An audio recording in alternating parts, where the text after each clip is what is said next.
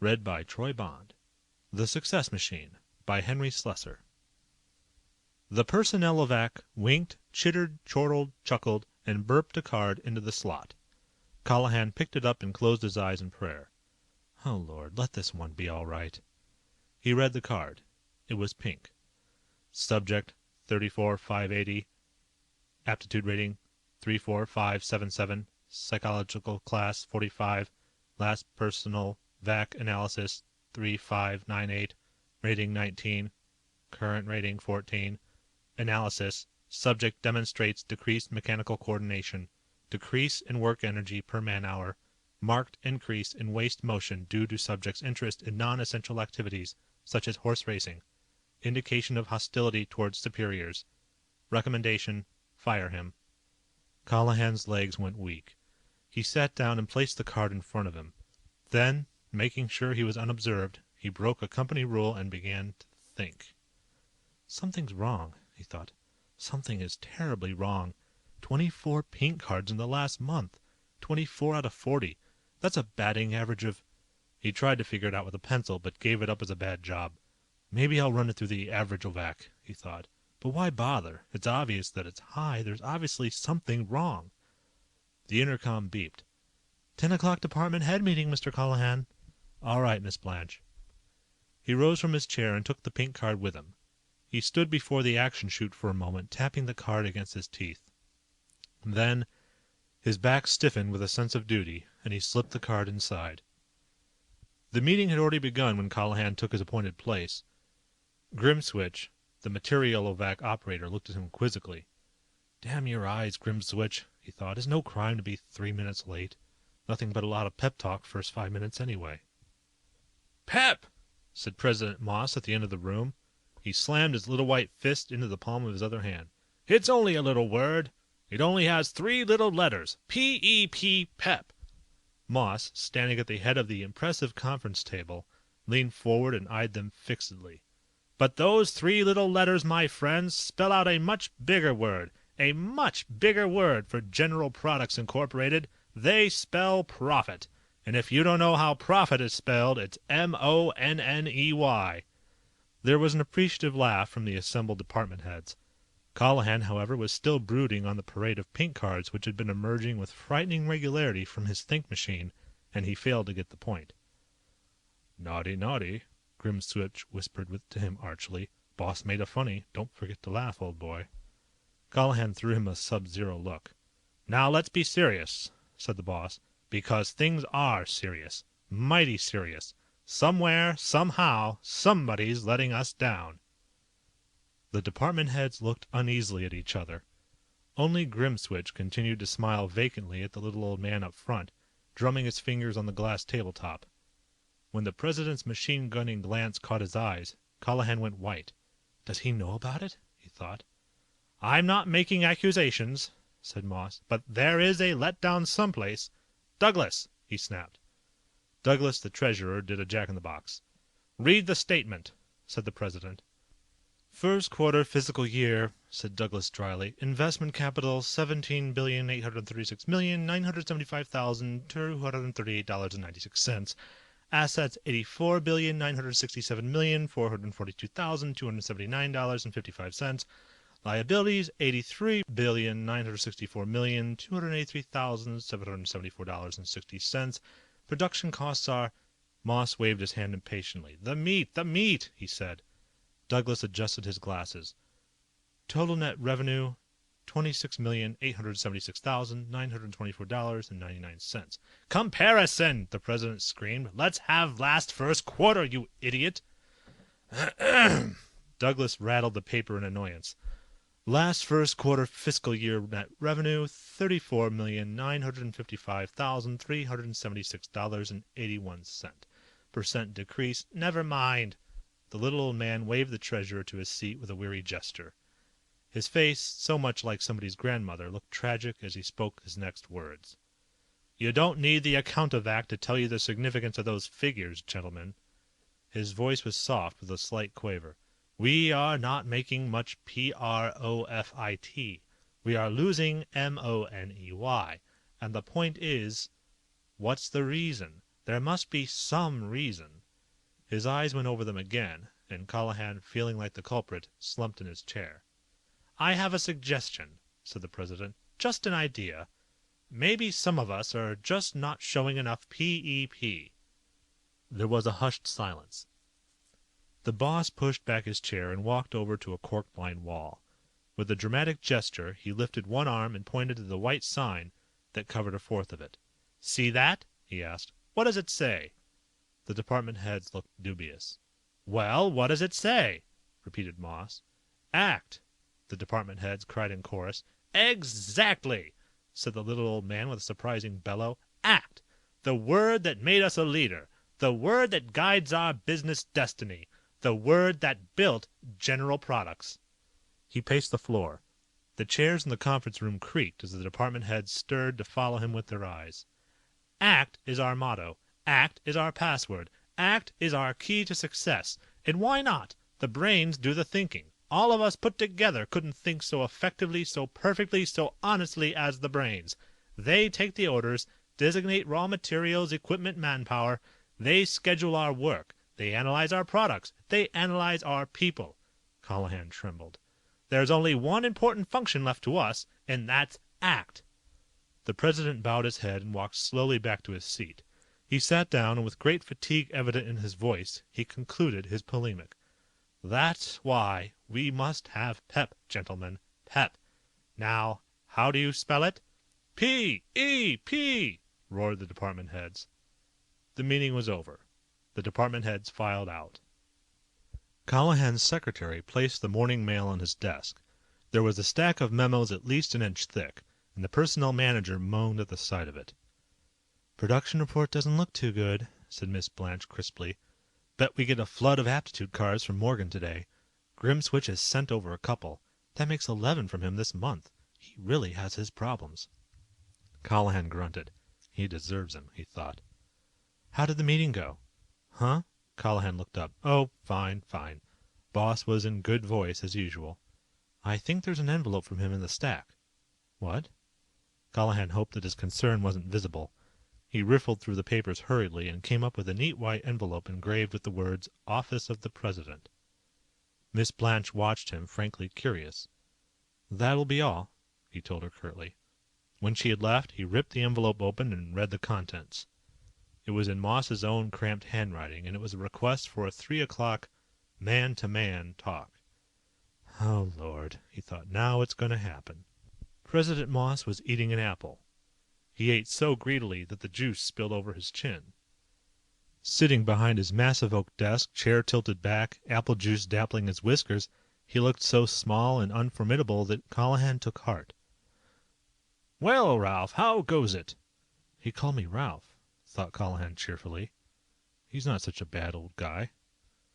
Don't grow apples like they used to, the president said. This hydroponic stuff can't touch the fruit we used to pick. Say, did you ever climb a real apple tree and knock 'em off the branches? Callahan blinked. No, sir. Greatest thrill in the world. My father had an orchard in Kennebunkport. Apples by the million. Green apples, sweet apples, delicious, spy. Baldwin. He sighed. Something's gone out of our way of life, Ralph. Why, he's just an old dear, thought Callahan. He looked at the boss with new sympathy. Funny thing about apples. My father used to keep 'em in barrels down in the basement. He used to say to me, Andrew, he'd say, don't never put a sour apple in one of these barrels, 'cause just one sour apple can spoil the whole darn lot. The boss looked at Callahan and took a big noisy bite. Callahan smiled inanely. Was Moss making some kind of point? Well, we can't sit around all day and reminisce, eh, Ralph? Much as I enjoy it. But we got a business to run, don't we? Yes, sir, said the personnel manager. Mighty big business, too. How's your side of it, Ralph? Old Personnel-evac humming along nicely? Yes, sir, said Callahan, wondering if he should voice his fears about the brain. Marvelous machine, that. Most marvelous of them all, if you ask me. Sizes up a man beautifully. And best of all, it's 100% honest. That's a mighty important quality, Ralph. Callahan was getting worried. The boss's conversation was just a little too folksy for his liking. Yes, sir, a mighty fine quality. My father used to say, Andrew, an honest man can always look you in the eyes. Callahan stared uncomprehendingly. He realized that Moss had stopped talking, so he looked him squarely in the eyes and said, "He must have been a fine man, your father." "He was honest," said Moss. "I'll say that for him. He was as honest as they come. Did you ever hear of DiMaggio?" "It sounds familiar." "It should. DiMaggio was a legendary figure. He took a lantern and went out into the world looking for an honest man. And do you know something? He couldn't find one. You know, Ralph, sometimes I feel like DiMaggio." Callahan gulped. "And do you know why? Because sometimes I see a thing like this." The boss's hand reached into the desk and came out with a thick bundle of pink cards. "And I wonder if there's an honest man left in the world." He put the cards in front of Callahan. "Now, sir," said Moss, "let's talk a little business. These cards are all pink. That means dismissal, right? That's 24 people fired in the last month. Is that correct?" "Yes, sir," said Callahan unhappily. "And how many cards went through the Personnel this month?" 40. "So that's 24 out of 40. A batting average of—" The boss's brow puckered. "Well, never mind. But that's quite an unusual record, wouldn't you say so?" "Yes, sir, but—" "So unusual that it would call for immediate action, wouldn't it?" The president's face was now stormy. "Yes, sir, but I checked the brain—" "Did you, Ralph?" "Yes, sir, and the Maintainovac said it was perfect. There's nothing wrong with it." "Nothing wrong? You call 24 firings out of 40 nothing?" The old man stood up, still holding the core of his apple. "Well, I don't understand it either, Mr. Moss." Callahan felt dew on his forehead. "Nothing seems to satisfy the brain any more. It seems to develop higher and higher standards or something. Why, I'm not sure it wouldn't even fire—" "Who?" said Moss thunderously. "Who wouldn't it even fire?" The thunder hit Callahan squarely. He swallowed hard and then managed to say, "Anybody, sir. Me, for instance." The president's face suddenly relaxed. "I'm no tyrant, my boy. You know that. I'm just doing a job, that's all." "Of course, sir." "Well, all I want you to do is keep your eye on things. It could be a coincidence, of course. That's the logical explanation." He narrowed his eyes. "What do you think, Ralph?" "Me, sir?" said Ralph, wide-eyed. "I don't think, sir. I act, sir." "Good boy!" The boss chuckled and clapped his hand on Callahan's shoulder. Moss was momentarily satisfied. The Personnel burped. Callahan picked up the card with a groan. It was pink. He walked over to the action chute and dropped it inside. As it fluttered down below, Callahan shook his head sadly. 31, he said. He placed the next personnel record into the information chamber. He flipped a lever, and the Personnel now hot with usage, winked, chittered, chortled, and chuckled with amazing speed. The burp was almost joyful as the card popped out. But Callahan's face was far from joyful as he picked it up. Pink. 32, he said. The next card was from Grimswitch's department. It was subject number 52098. The number was familiar. Callahan decided to check the file. "Sam Gilchrist," he said. "Couldn't be anything wrong with Sam. Why, he's a blinking genius." Flip, wink, chitter, chortle, chuckle, burp. Pink. "Poor Sam," said Callahan. He fed the other records through quickly. Pink, pink, pink. At the end of the day, Callahan worked laboriously with a blunt-pointed pencil. It took him 15 minutes for the simple calculation. 67 tests, 23 OK, 44... Callahan put his hands to his head. "What am I going to do?" Grimswitch followed Callahan down the hall as he came out of the boss's office for the third time that week. "Well," he said fatuously, "quite the teacher's pet these days, eh, Callahan?" "Go away, Grimswitch." "On the carpet, eh? Temper a little short? Don't worry." Grimswitch's beefy hand made unpleasant contact with the personnel man's shoulder. "Your old friends won't let you down." "Grimswitch, will you please leave me alone?" "Better watch that think machine of yours," Grimswitch chuckled. "Might fire you next, old boy." Callahan was glad when Morgan, the production operator, hailed Grimswitch away. but as he entered his own office, Grimswitch's words still troubled him. Grimswitch, he thought, that fat piece of garbage, that big blowhard, that know-it-all. Almost savagely, he picked up the day's personnel cards and flipped through them carelessly. Grimswitch, that louse, he thought. Then he had the idea. If Grimswitch was still chewing the fat with Morgan, then his secretary would be alone. If he called her and asked for Grimswitch's record, no, better yet, got Miss Blanche to call. Why not? He thought. After all, I am the personnel manager. Sure, it's a little irregular. He is a department head, but it's my job, isn't it? Callahan flipped the intercom and proceeded to call Miss Blanche. His hand shook as he placed Grimswitch's card into the personnel-evac. The machine, though still heated by the day's activity, seemed to take longer than usual for its chittering, chuckling examination of the pinholed facts on the record. Finally, it gave a satisfied burp and proffered the result to Colin's eager hand. "Aha!" cried the personnel man gleefully. He walked over to his desk, wrote a quick note on his memo pad, and placed both the note and card into an envelope. He addressed it to Office of the President. Then he dropped it into the action chute. When it was out of sight, he rubbed his hands together in happy anticipation. When Miss Blanche announced that President Moss himself was in Callahan's outer lobby, the personnel manager spent a hasty minute in straightening up the paper debris on his desk. The old man came striding into the room, exhibiting plenty of PEP, and he seated himself briskly on Callahan's sofa. "Sharp eyes, Ralph," he said. "Sharp eyes and a quick wit. This business demands it. That was a sharp notion you had, doing a run-through on Grimswitch. Never trusted that back-slapping fellow." Callahan looked pleased. "Trying to do a job, sir." "Put your finger on it," said Moss. "Hit the nail on the head. It's just like my father said. Trees go dead on the top. Callahan," the boss leaned forward confidentially, "I've got an assignment for you. Big assignment." "Yes, sir," said Callahan eagerly. "If Grimswitch is a sour apple, maybe other department heads are too. And who knows?